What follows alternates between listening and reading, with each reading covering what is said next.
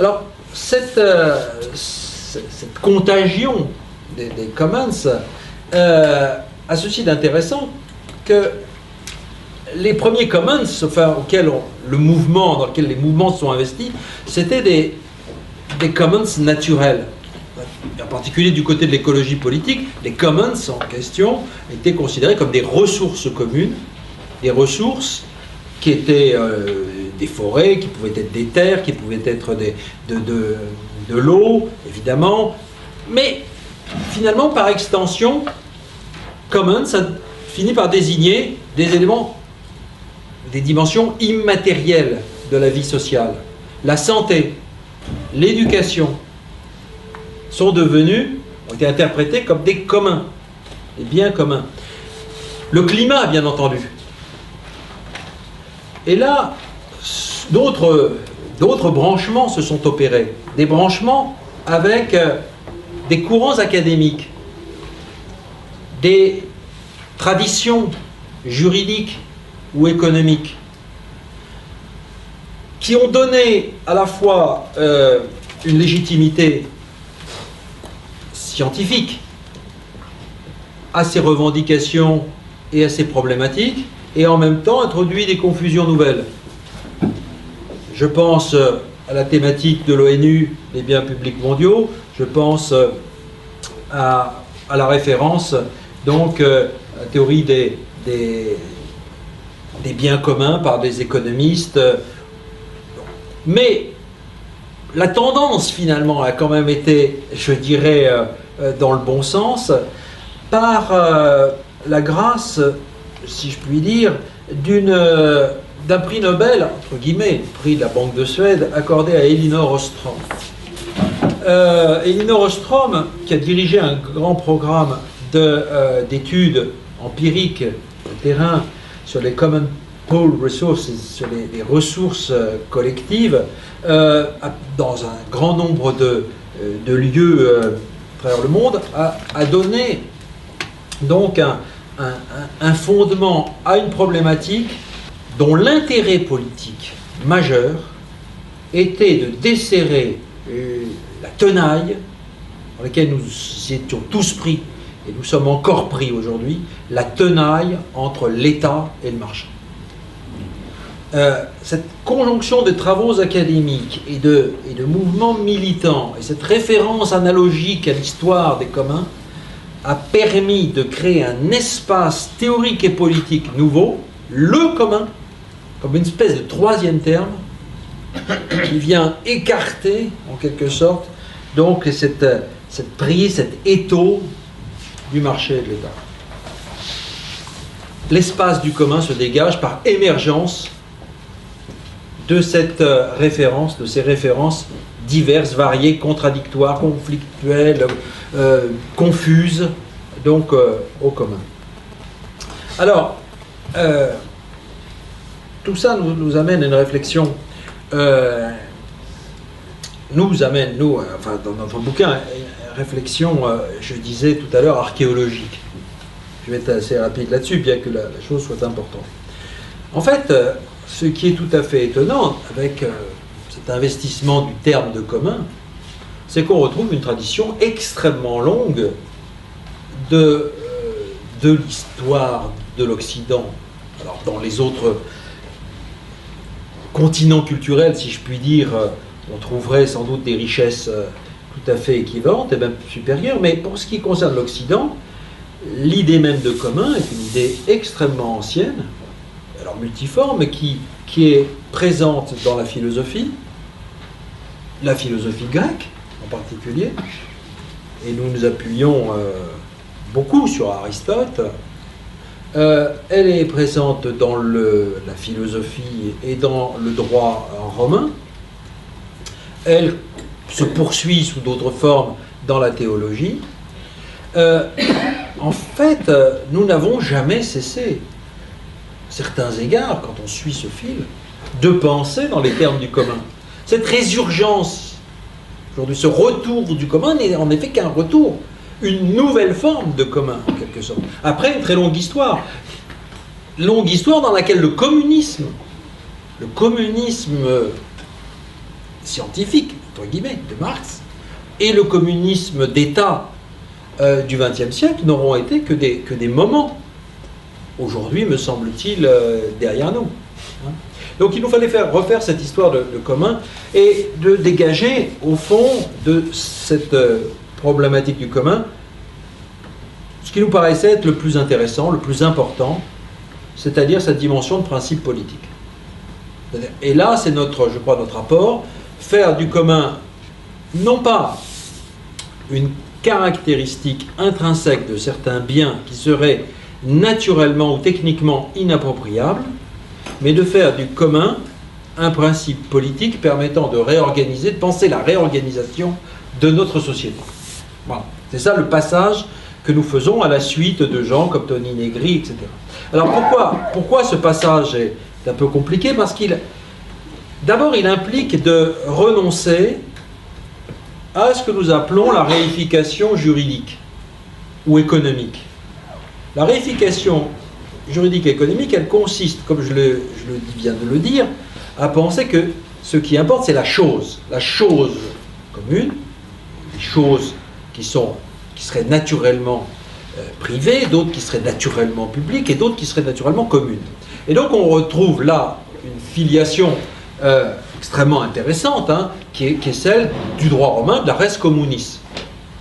La chose commune, c'est-à-dire l'air que l'on respire, la mer, les rivages, etc., qui seraient donc des choses naturellement communes et qui sont en quelque sorte à la lisière du droit et qui sont différentes de la chose publique et de la chose privée, qui là tombe sous le régime juridique, dans le registre plein et entier du droit. Hein, donc il y aurait des choses extérieures. Je crois que si l'on veut faire du commun un principe politique, c'est-à-dire ce qu'il est effectivement dans les mouvements de contestation du néolibéralisme, on doit dépasser cette réification, c'est-à-dire cette identification du commun à des choses particulières. Parce que cette réification, elle conduit à des choses très sympathiques, mais en même temps assez limitées, et que le néolibéralisme me semble pouvoir accepter moyennant un rapport de force et, je dirais, une prise de conscience des désastres qui nous guettent. En gros, penser le commun comme chose, comme une série de choses, même si on y ajoute progressivement la banquise, ceci, cela, etc. Ce n'est jamais au fond que essayer de penser qu'il faudrait créer des sortes de réserves, des biens dans le monde, sur la planète, une forêt ici, une terre là, un lac ici, etc. Donc de penser finalement quelques zones à protéger, quelques zones à défendre, comme on dit aujourd'hui, hein, quelques zones humides à défendre, voilà. Alors que tout le reste serait totalement envahi finalement par la marchandisation ou la bureaucratisation. Donc voilà, c'est un problème là, si vous voulez, qui n'est pas conceptuel, parce que tout le monde peut défendre sa définition du commun. Ça, il n'y a de ce point de vue-là aucun souci. Encore faut-il savoir d'une part d'où ça vient et à quoi ça nous mène. Mais on peut avoir une autre conception du commun, et c'est celle que nous défendons, et là qui nous amène non pas à nous appuyer sur le droit romain et sur ces excroissances de l'économie politique moderne, puisqu'en fait l'économie politique moderne en fait est issue de cette tradition-là. Les économistes ont repris ces choses-là à leur manière, mais nous inscrire dans une tradition de philosophie politique qui consiste à mettre l'accent sur l'agir commun. Alors évidemment on pense à Hannah Arendt, bien entendu, qui a été celle qui a pensé l'espace public comme un l'espace de la praxis, de l'action politique, mais évidemment elle-même était lectrice d'Aristote. C'est-à-dire que cette idée selon laquelle finalement ce qu'on appelle le vivre ensemble aujourd'hui, c'est d'abord l'action politique commune que nous menons, est une idée que l'on trouve donc de façon extrêmement bien articulée chez Aristote, aussi bien dans ses éthiques que dans son livre, enfin le livre un peu reconstitué, qui s'appelle Les Politiques. Et donc, de quoi s'agit-il? Il s'agit de penser là, le commun comme agir, et de penser que ce qui importe, c'est la mise en commun. C'est la mise en commun des ressources, c'est la mise en commun des idées, c'est la mise en commun des travaux et des jours, comme dirait l'autre. C'est cette mise en commun qui est, en quelque sorte, au fondement de notre vie collective, au fondement même de la communauté politique. Ce qui est frappant, très frappant chez Aristote, c'est précisément l'idée que la mise en commun, l'activité de mise en commun, que certains traduisent par communication active et réciproque, hein, je pense à Pierre Aubinck, cette mise en commun, ce koinonen, au fond, est au fondement, au principe de la communauté politique. La communauté politique ne précède pas l'activité politique, c'est plutôt l'inverse. C'est cette mise en commun, donc, qui est fondatrice. Et vivre ensemble, pour Aristote, dit-il dans une de ses éthiques, vivre ensemble, c'est précisément agir ensemble. Ça, c'est quelque chose, si vous voulez, qui nous a semblé lumineux. Lumineux pour, précisément, par la capacité, ça peut paraître bizarre d'aller voir Aristote au IVe siècle avant Jésus-Christ pour essayer de comprendre les mouvements contemporains, mais c'est ce mouvement-là, hein, qui nous a permis de comprendre que ce qui était en train de se passer, c'était au fond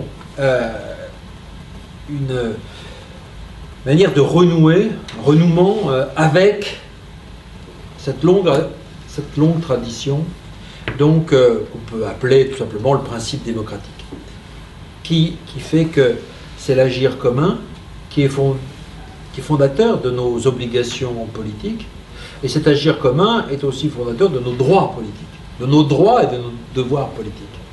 Et que ce qui s'affirmait à travers le commun, c'était ce principe de coactivité, d'agir commun et de co-obligation.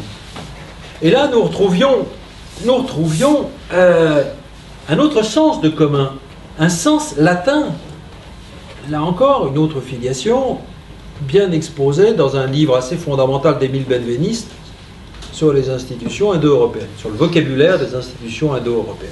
Des pages remarquables de Benveniste indiquent qu'il y a, en effet, dans les langues indo-européennes, un fil qui fait de munus, je dirais, le versant politique du don, de la réciprocité.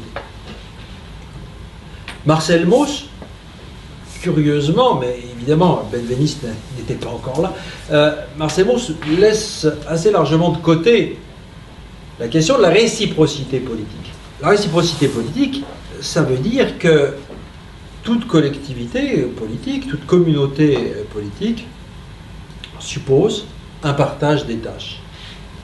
Et c'est ce qu'indique le terme munus, qui veut dire tâche, office, fonction, prestation, qui renvoie également à la récompense, à la rétribution, à la rémunération.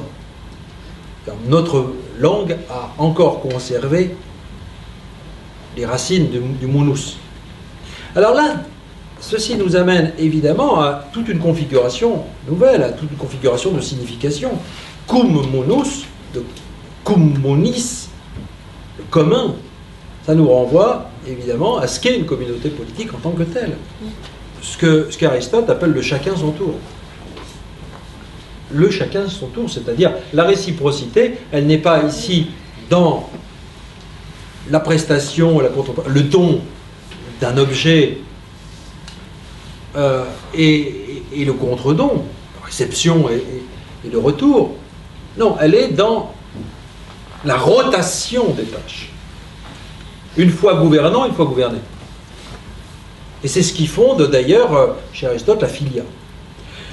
C'est véritablement pensé comme réciprocité, et ce terme de cum munus, justement, entretient ce fil. Donc, pour résumer les choses, notre l'interprétation que nous faisons du commun, le principe du commun, consiste à dire que les mouvements actuels, même s'ils ne le pensent pas comme ça, parce qu'ils pensent souvent en termes réifiés, même s'ils ne le pensent pas comme ça, font du commun, pensent dans l'espace du commun comme principe politique, c'est-à-dire définissent le commun non pas naturellement, non pas par naturalité des choses, mais par décision politique du commun.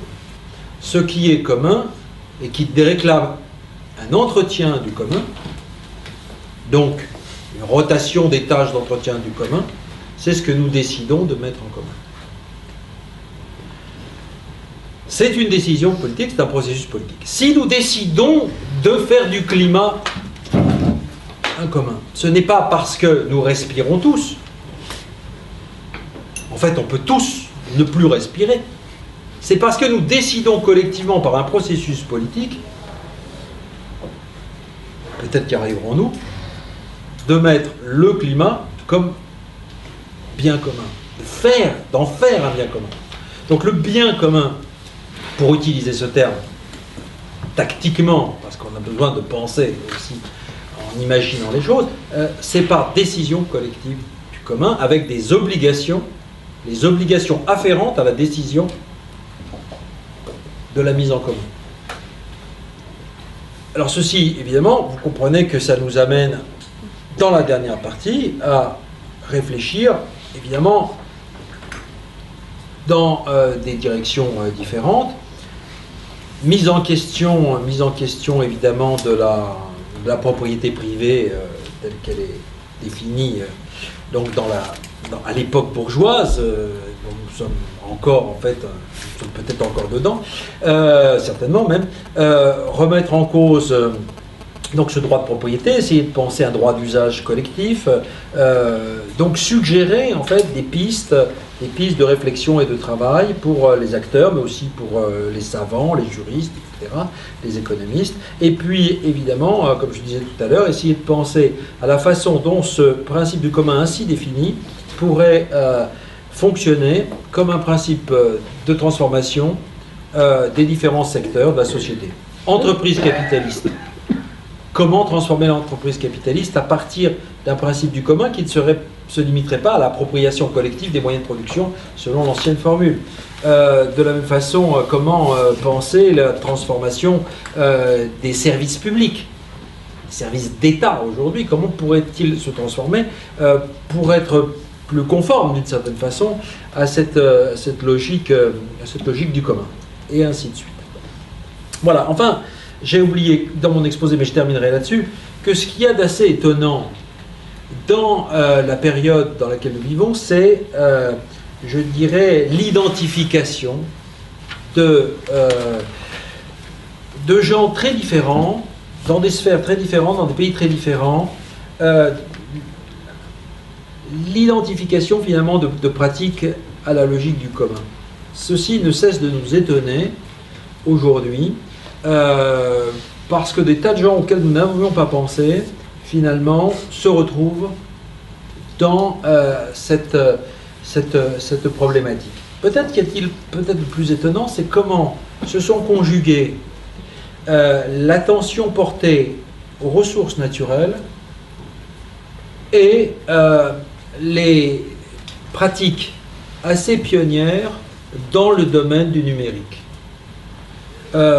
C'est peut-être aussi par là que cette thématique a acquis finalement si vite sa notoriété, ses lettres de noblesse, si je puis parler ainsi du commun, c'est-à-dire au fond que des tas de gens qui étaient investis dans ce qu'ils ont vite appelé les communs de la connaissance ou les communs de l'information, justement, se sont retrouvés dans cette analogie historique totalement inattendue, et sur le plan, je dirais, scientifique, totalement aberrante. C'est-à-dire que effectivement, il y a un certain nombre d'économistes ou de juristes ou de trucs qui sont assez sidérés de la façon dont cette catégorie peut absorber en quelque sorte des pratiques et des champs tout à fait nouveaux.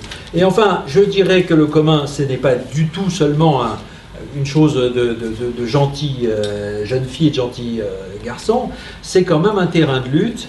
Un terrain de lutte parce que je dirais que le capitalisme très plastique auquel nous avons affaire a très vite compris tout l'intérêt des communs et des pratiques de communs et des pratiques coopératives et collaboratives. Des livres entiers, des bibliothèques entières de management sont aujourd'hui consacrées au management, je dirais, du commun. C'est-à-dire que le capitalisme est en train d'inventer son commun à lui. Et je dirais même qu'une des choses les plus fascinantes actuellement, c'est l'extension de toutes ces références au mais qui induisent d'une certaine façon une marchandisation générale de l'existence où vous allez louer toutes vos affaires, votre appartement, votre voiture, etc., au nom du coopératif, etc. Donc c'est pour montrer que, je vous dis ça parce que c'est pour montrer que les choses ne sont pas du tout simples, elles vont donner lieu, disons, à des luttes, mais sur un terrain nouveau qu'il nous faut penser. Voilà, je vous remercie.